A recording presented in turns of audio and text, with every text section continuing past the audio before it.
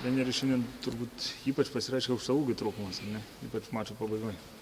Yra aukštaūgių ir gynybos trūkumas. Gynybos 1 prieš 1 ir 2 prieš 2.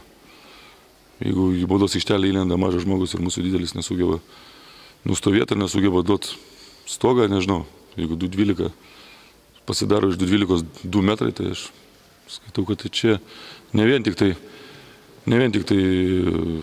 ta prasme, stoka tų didelių. Didelis buvo, bet mes nesugebėjom sustabdyti mažiukų. Pradžia buvo labai sėkminga. 13-4, paskui atkarpa 0-10 ir toliau varžovai tik dar labiau tolo. Kodėl nepavyko nuo pat pradžių? Žaisti tiksliau taip, kaip žaidė nuo pat pradžių. Mes jau kelintas varžybas žaidžiam tokių banguojančiai. Pradžias pasidarom, paskui antro kėlinio ten skaitykim kažkur, tai nuo pradžių pradedam kristi duobę. Gal įsikeičia žmonės.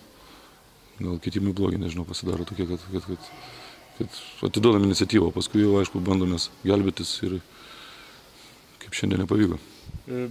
Bet ketvirto kėlinio pabaiga vėlgi beveik pavyko. Ko tada pritrūko? Sėkmės? Nu, sėkmės visą laiką pritrūksta, kada pralošia varžybas, bet nesėkmė, tai yra juodas darbas gynyboje. Jeigu mes įmetam 90 taškų ir sugebam pralošti varžybas, tai viską pasako. Šiandien 45 minutės sudėtingos kovos, rytoj kelionė į Klaipėdą nuo ankstyvo ryto. Sakykit, treneri, kaip paveiks galbūt šitas toks varginantis, tiksliau, nuovargis žaidėją rytojų dėkoje? Nu, tikiuosi, kad mes vis tiek per naktį gal spėsim kažkiek atsigauti. Aišku, varžybos gavo sunkios.